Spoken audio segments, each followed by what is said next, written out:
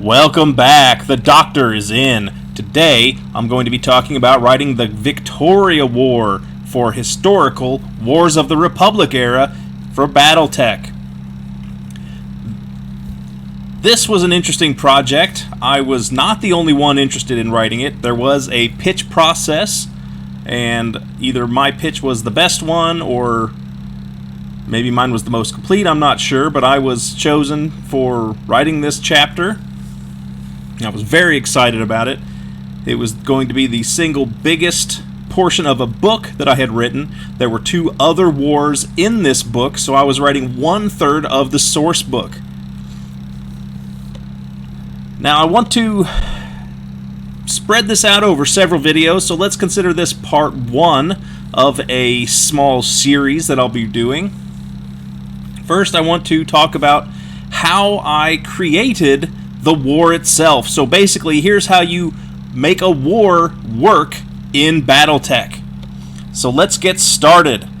First, I want to show the fundamental issues that had to be addressed. This is one of the star maps from BattleTech, and this is showing the change in the borders between the various nations that were affected as a result of the Victoria War.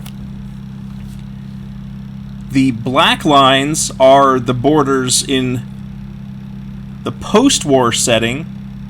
The red lines are the borders prior to the war.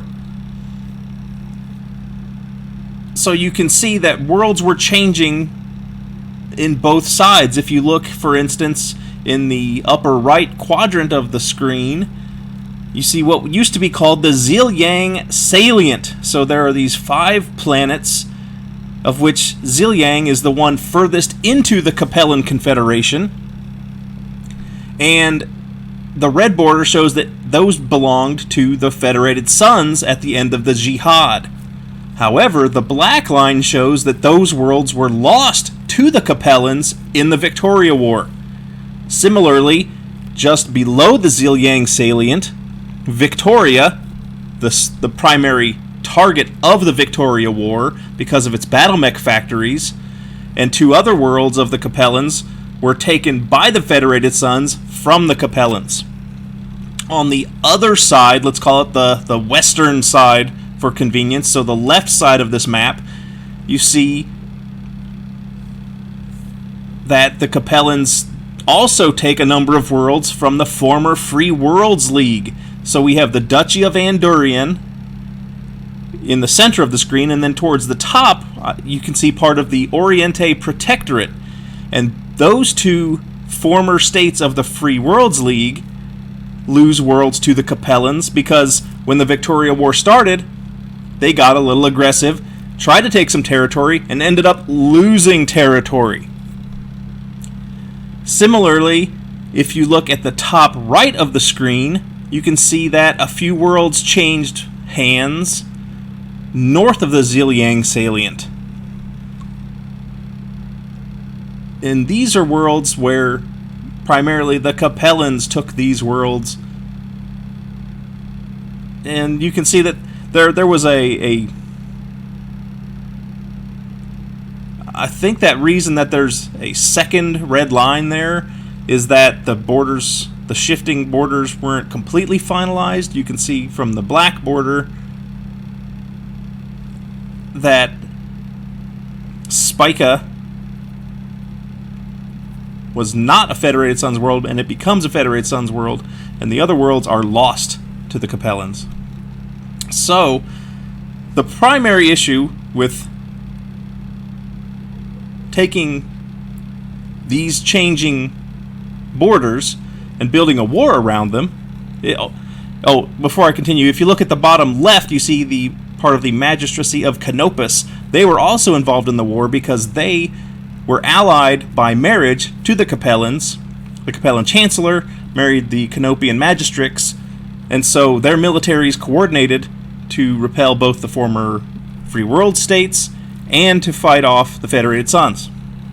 So, now that you see what had to be the end points of the war, you know where you have to start kind of based on earlier sources. If you recall, I wrote material for Field Manual 3085, but I did not write the Capellan chapter. I did not write the Federated Suns chapter. So I had to base what could be my starting positions for military deployments off of what others had written.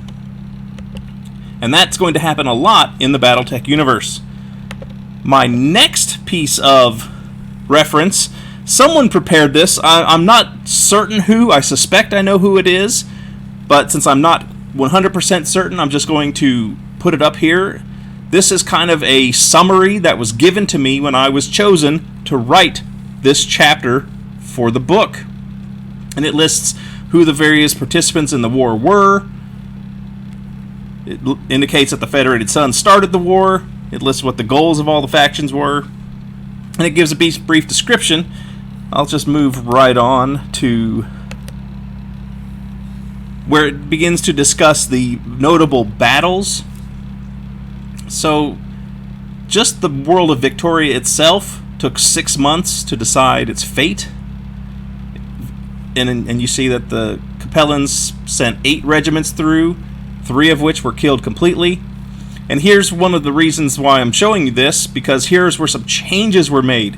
If you notice that it says Holt's Hilltoppers RIP. They wanted to kill Holt's Hilltoppers. Well, first of all, they were my mercenary unit.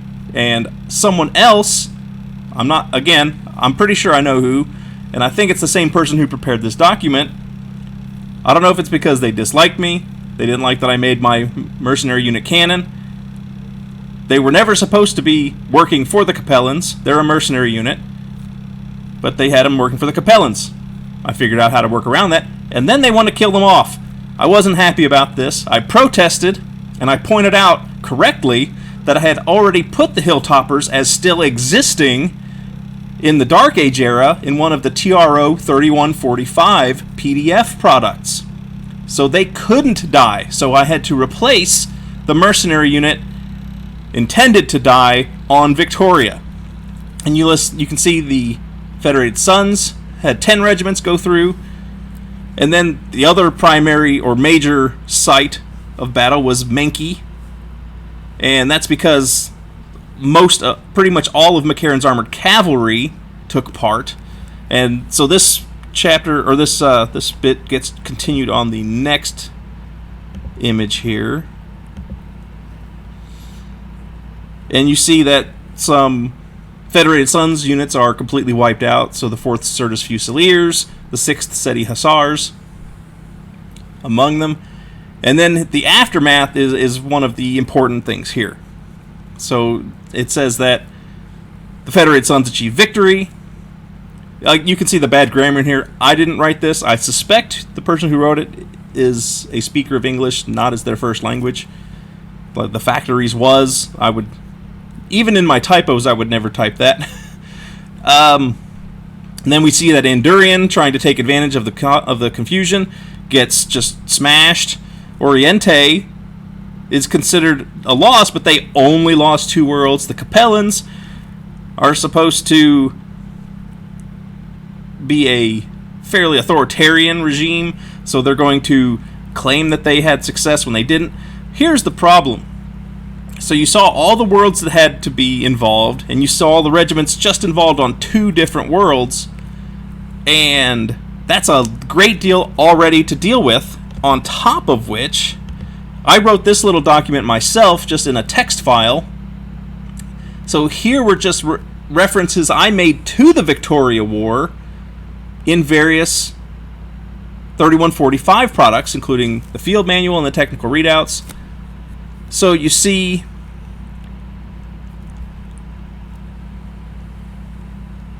for instance here where it says Holt's Hilltoppers changed to a different Merc unit, my decision.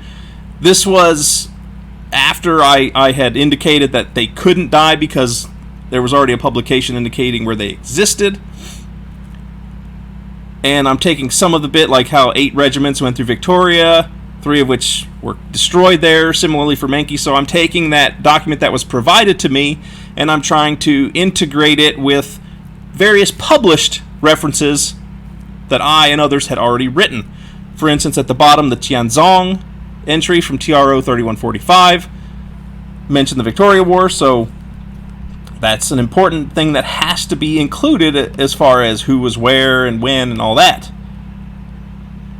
So, you'd think you're ready to go, but you're not quite ready.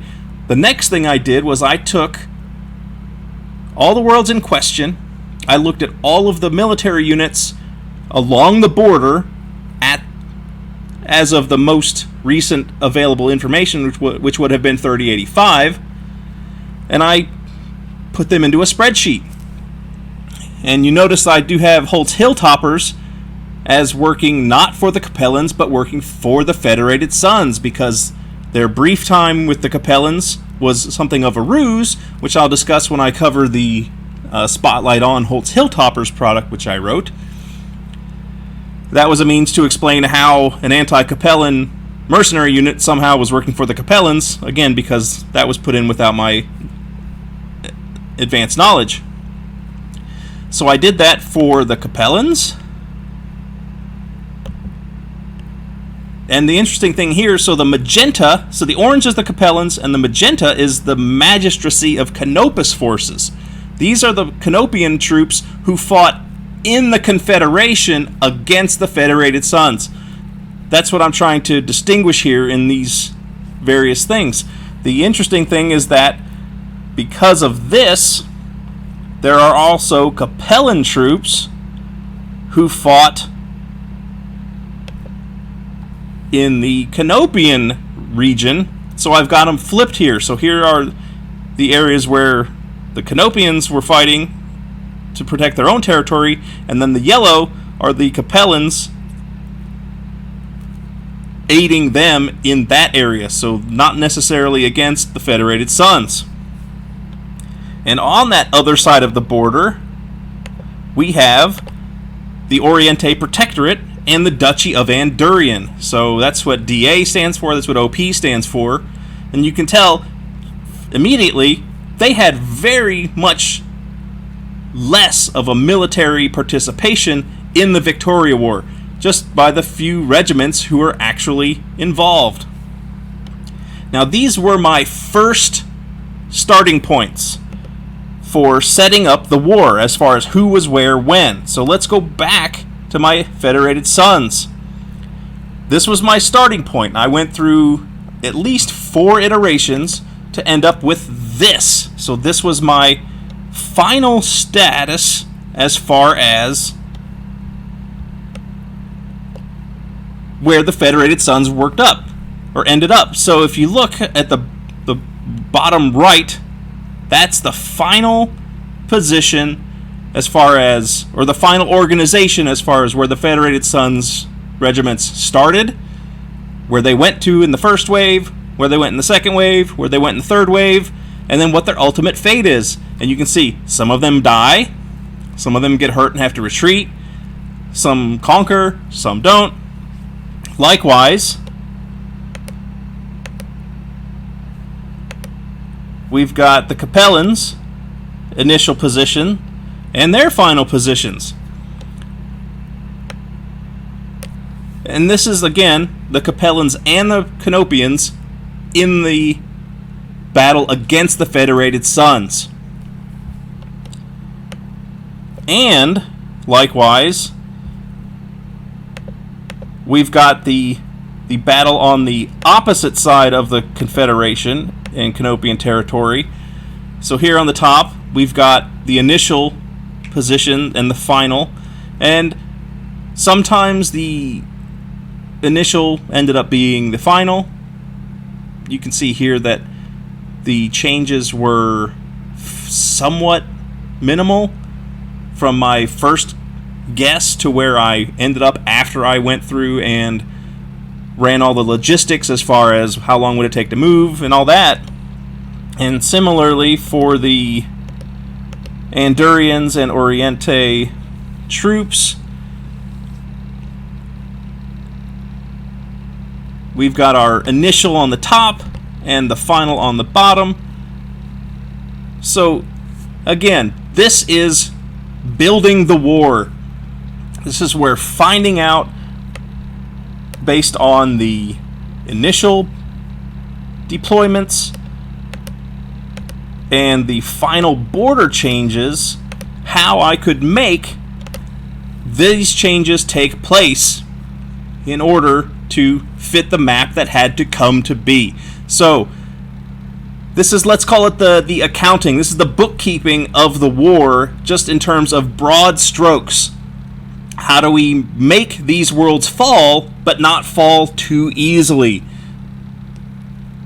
I will continue this discussion in another video, but for now I'm just priming the pump, getting you to understand what goes into organizing this sort of a product from a structural perspective. I hope you like this inside look, starting with the initial suggestions from various people on the production team and how I put it together, trying to make it work with published sources that contradicted the original suggestions and that sort of thing. So look for the next video where I actually will talk about the opening stages of the war itself. Instead of showing these documents, I'll show you the actual pages from the book in brief. I don't want any kind of a copyright strike, so I will show you as much as I feel comfortable showing you without crossing any kind of border. Then for now, I'm going to end this video, and I hope you have a good weekend. The Doctor is out.